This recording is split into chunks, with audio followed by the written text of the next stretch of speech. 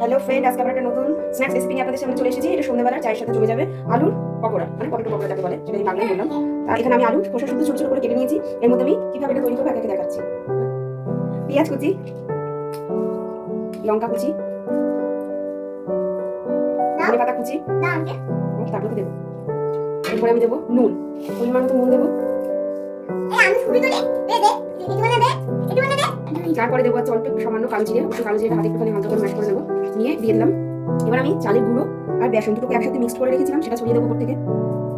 আর যেটা আমি দিই একটু ছাদ, এটা আমার স্পেশাল নিজস্ব। আর দেবো অল্প করে হলুদ গুঁড়ো।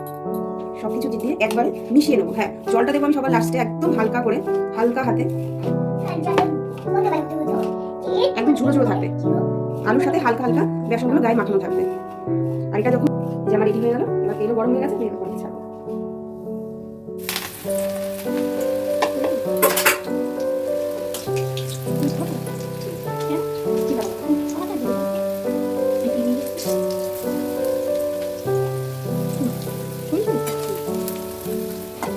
গ্যাসটা গরম করে হালকা করে কমিয়ে দিয়ে একদম লো মিডিয়ামে এটা ভাজতে হবে, কারণ আলুটা সেদ্ধ হবে। এখানে কাঁচা আলু ব্যবহার করা হয়েছে, তো আলুটা সেদ্ধ একটু টাইম লাগবে, তার জন্য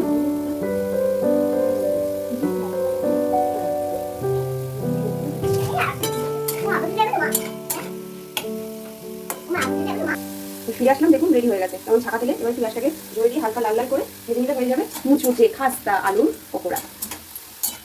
সন্ধ্যে চা বা কফির সাথে একবার ট্রাই করে দেখবেন, আশা করি আপনাদের ভালো লাগবে। রেডি হয়ে গেছে। আমি এখন এই যে সস, কাঁচা লঙ্কা, উপর থেকে হালকা করে একটু বিট ছড়িয়ে সার্ভ করছি। তো আপনাদের কেমন লাগলো জানাবেন কমেন্টের মাধ্যমে। ভালো লাগলে শেয়ার করবেন, আর নতুন নতুন আরো ভিডিও পেতে আমার চ্যানেলটাকে সাবস্ক্রাইব করে রাখবেন। Tata, bye bye.